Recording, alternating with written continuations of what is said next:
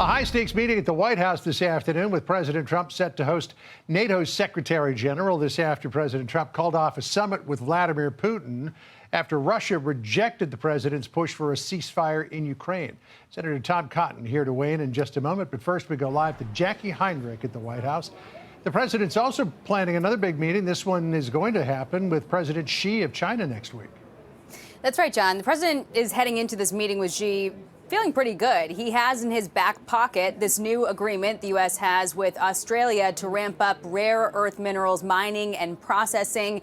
And it really undercuts the leverage that Beijing tried to grab with these new rare earth mineral export restrictions. The administration's also working multiple angles to sustain American soybean farmers who've been left on the ropes with China refusing to make purchases amid these stalled trade negotiations. So President Trump heading into that meeting with Xi feeling pretty good.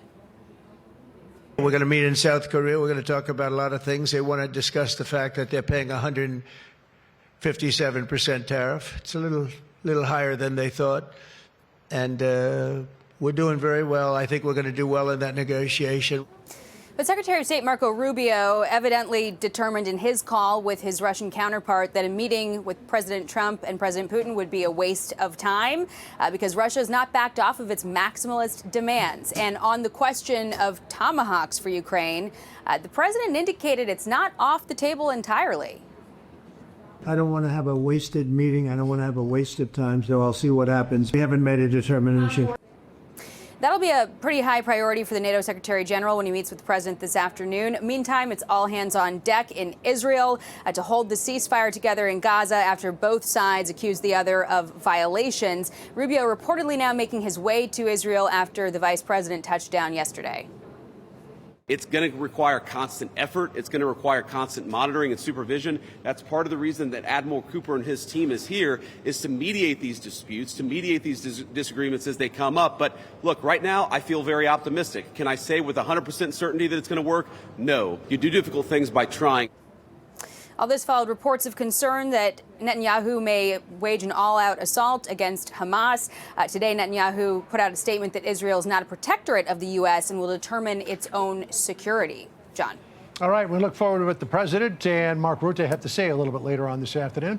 Jackie, as always, thank you. Sandra? All right, let's bring in Arkansas Senator Tom Cotton, member of the Armed Services Committee. Thank you very much for joining us here today. Senator, first up, what was your takeaway from this announcement after this meeting happened that the Putin-Trump summit would officially be called off, at least for now?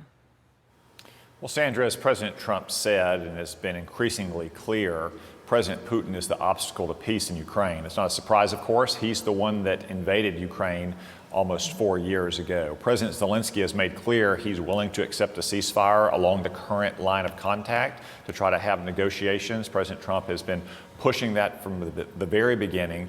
President Putin continues to make absurd demands like Ukraine surrender territory that Russia has not been able to take by force. So until President Putin is willing to accept the reality on the battlefield, then the United States, through our European partners, will continue to support Ukraine as they fight to defend their own territory against this unprovoked war of aggression. All right, so I guess we are left to see and watch where that all goes next while we are still in this government shutdown, Senator. I want to ask you your thoughts on that, as here is President Trump saying he'll only meet with Democrats if they let the country open. This was Tuesday in the Oval Office. Listen. They're doing this because they have Trump derangement syndrome. But I would love to meet. I would like to meet with both of them. But I set one little caveat. I will only meet if they let the country open. They have to let the country open. The people want to go back to work. So, I mean, do you think Democrats will come to the table here or come to their senses, however you see it? I think they need to come to their senses. Sandra, what's really happening here is the Democrats, especially Chuck Schumer, is scared of their radical left-wing base. And the president is simply asking, as we are, that they open the government. And then if they want to debate whatever their kooky ideas are, taxpayer-financed health care for illegal aliens, well, we're happy to debate them. But to give you just one more example of the contrast here between what we're trying to do to serve the American people and the Democrats' vanity and selfishness, President Trump just announced that we're going to reopen the core operations at the Farm Service Agency. That helps farmers all across the state of Arkansas process loans or work on other farm programs. What are the Democrats up to during the shutdown? Just down the hallway, they're in like the 17th or the 18th straight hour of prattling on the Senate floor. That has required all the Capitol police officers, all the Capitol support staff who are not being paid to stay here overnight. They're putting their own vanity and their own political gain over the very people that protect them and over the American people who depend on the federal government for vital services like law enforcement, like national defense. They need to come to their senses now. All right, so that's your take. Here's Chuck Schumer's take when he was asked about how the negotiations are going. Listen.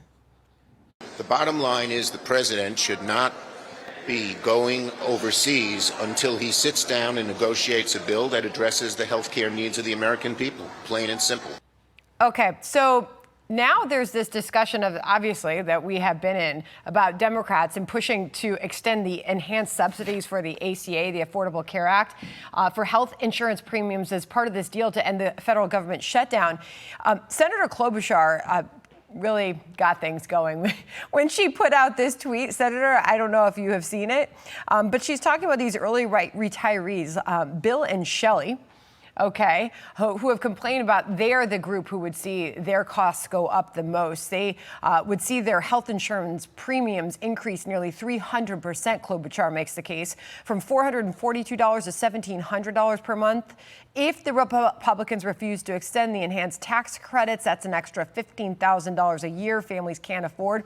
Well, one of the Washington Examiner columns reacted in a way probably a lot of people were seeing this. What the heck were we giving $1.3 thousand a month to a couple that decided to retire at 50 and 58 years old? We'll have to bankroll them for another 20 to 25 years while they contribute literally nothing to the economy. And you're mad we aren't giving them more money? Care to weigh in here, Senator?